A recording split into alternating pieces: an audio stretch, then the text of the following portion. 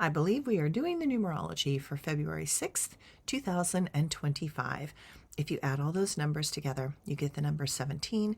And if you add the 1 and the 7 together, you get the number 8. Now, you've all heard me talk about the number 8 is the number of grief, loss, and sadness. And this is a heavy day, and the astrology does not soften the blow of that reality at all. I suggest that a good cry is often needed to pick ourselves up and find an incentive to move forward.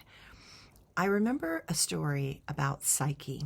She was given the tasks to complete. She was given tasks to complete. This is Greek mythology, so if I'm pulling all of you back into Greek mythology.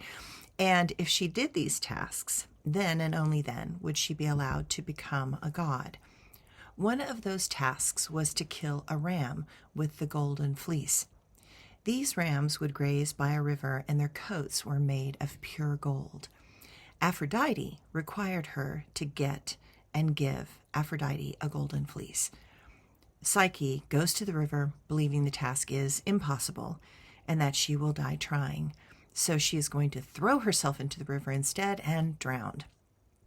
On the way, she sees these powerful creatures and collapses into tears of despair, knowing that the task is impossible.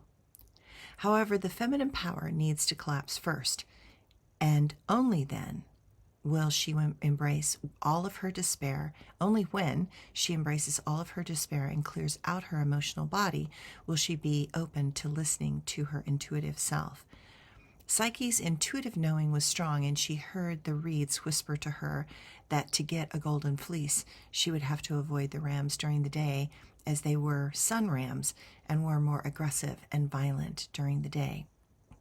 She saw all the dead bodies of previous warriors that had littered the landscape, that had tried and failed to do that very thing, and took the wisdom of the reeds to heart.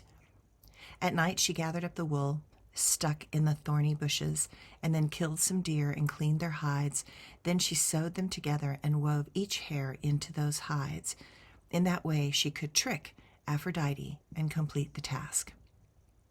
I give this story so that women, especially those out there, allow themselves to feel what they are feeling honestly, knowing that this is the path that the feminine must take to reclaim their intuition, to find a way through the thorns and brambles and avoid all the toxic masculinity that is out there at the moment. Today, give permission to what you are feeling. Know that the answers you seek are underneath those feelings of hope, helplessness, and fear. It is time to reclaim your intuition and to find that certainty that only comes when we allow the full force and power of the feminine to take us over. Thanks, everyone.